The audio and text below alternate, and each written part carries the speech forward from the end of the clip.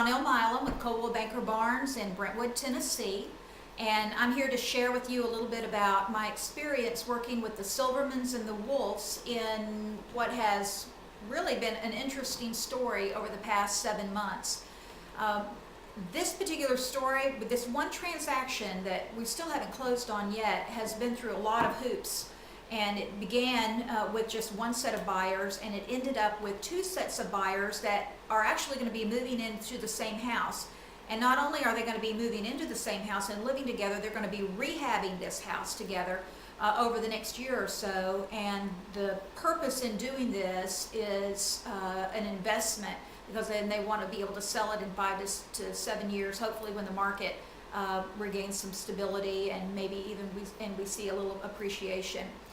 For them to hit what their real term goal is, and that is to buy about 10 acres of land, 7 to 10 acres of land, and build 2 primary residences on it, so that they don't have to necessarily live together under the same roof. We'll see how long that lasts, but that way they can be in their own separate homes. And it's the story of parents and their children, and they happen to like each other, and they want to be together. And it's a story I don't think that we hear very much anymore, particularly in our culture today, when people are moving around so much that they don't have those opportunities, and they're probably glad about that, but they don't have those opportunities to have the parents or the grandparents in the same house. It used to be that way at the turn of the 20th century, I understand, but they want that, and they are excited about it, and both parties are excited about it. But the story itself, that is kind of a little oddity there, and as I said, it'll be exciting to see how long they last under one roof together,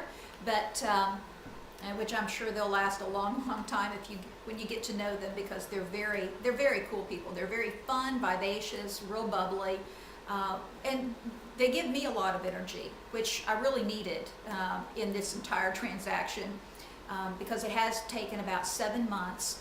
We have written 4 offers, we've had 3 contracts, and we've had, as I said, a lot of hoops and a lot of bumps along the way.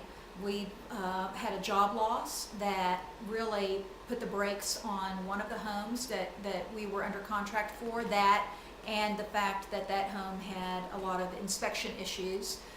We fell out of another contract because the land itself would not perk for an additional home to be built on that property, which was one of the contingencies on that contract.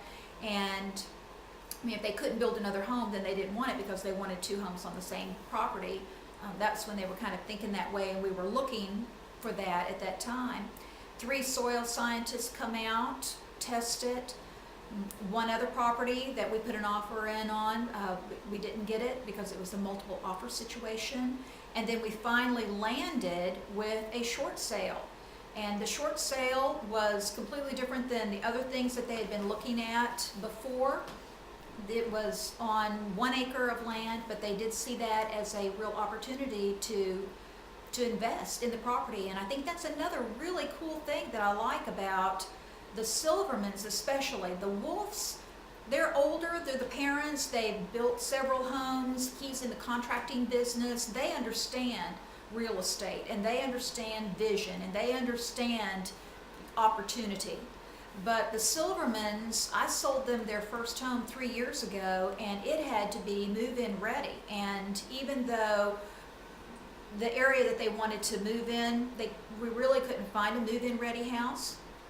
And I had shown them some properties at that time that needed a little bit of TLC, maybe a little bit of extra work, rehabbing, that they just didn't have the confidence or the experience or the vision, which, by the way, I might add is pretty interesting, because they ended up buying at that time a very nice, cute little house that in the past 3 years they have torn down walls, they have put hardwood throughout the downstairs, they have redone the kitchen with the granite and the tile backsplash, completely repainted everything. So they have now had that experience of a rehab, which makes this whole project very exciting, because they are so excited, they are energized by the opportunity of not doing just a 1,300 square foot home, but doing a 2,700 square foot home with a full basement. And it's a great deal. And as I said, they got it on a short sale, so they were able to get it substantially less than the market value of the house. And so they've got some equity going into it, and very excited for them. But this story, it's the story of two families, 3 contracts, 4 offers. I kind of went the back way on that, but all living together in one house. And there are so many twists and turns in this particular story. It would probably take me about 15 minutes, and I've tried to start this video about 20 times, beginning with the timeline and how everything happened, and it's just too long. So that's a little bit of a summary of what it was like. And people have asked me, what's it like working with 2 different couples that are going to move into the same house? It's sort of like working with a married couple. Sometimes you have the wife in the car, sometimes you have the husband in the car, but then they confer and make a decision. And that's what it was like working with the Silvermans and the Wolves. Sometimes I would have the Wolves in the car, sometimes I would have just Karen, sometimes I would have the Silvermans, just Adam or just Nikki, or sometimes they were kind of crossed, and I would have Adam and Karen on one. But when they finally found their house after about 6 months of searching, I had all 4 of them. And that was a good thing. That was a very good thing.